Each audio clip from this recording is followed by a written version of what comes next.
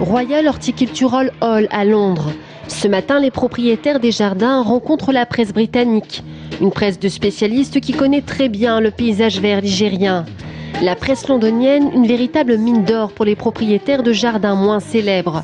Ce qu'ils attendent, une parution dans l'un de leurs prestigieux magazines. Et aujourd'hui, ils ne vont pas être déçus, car la presse anglaise est à la recherche de nouvelles pépites pour ses lecteurs. Je suis venu ici pour découvrir bien plus que les jardins très célèbres, comme Villandry par exemple, mais plutôt des petits jardins. Je voudrais découvrir les petits secrets de ses propriétés. Vous savez, les gens peuvent très bien penser, ce jardin, j'irai le voir l'année prochaine. Mais si vous apprenez qu'il s'y passe un événement particulier cette année, qu'il y a quelque chose de nouveau, comme un nouveau design ou encore un tout nouveau parcours, c'est ce qui est intéressant et c'est ça que j'ai envie d'apprendre aujourd'hui.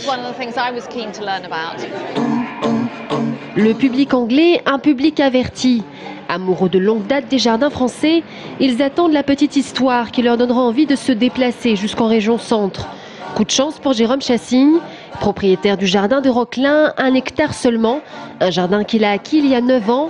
Pour participer à l'opération, Stéphane Chassigne a déboursé 400 €.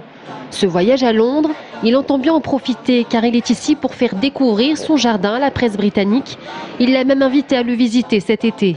Les Anglais recherchent, ils connaissent tous les grands jardins de la région, enfin tous les grands jardins, les châteaux, mais justement sont intéressés à trouver des petits jardins comme les jardins de Roquelin, que peu de monde connaît. C'est un jardin plutôt intimiste, privé, et ça c'est vrai que ça change un petit peu des sentiers battus et les Anglais sont très, très friands de ce genre de jardin. En Angleterre, la carte postale française ne suffit plus à faire rêver les Anglais. La presse britannique se doit alors d'être spécialiste pour cibler les activités qu'attendent nos voisins d'outre-Manche.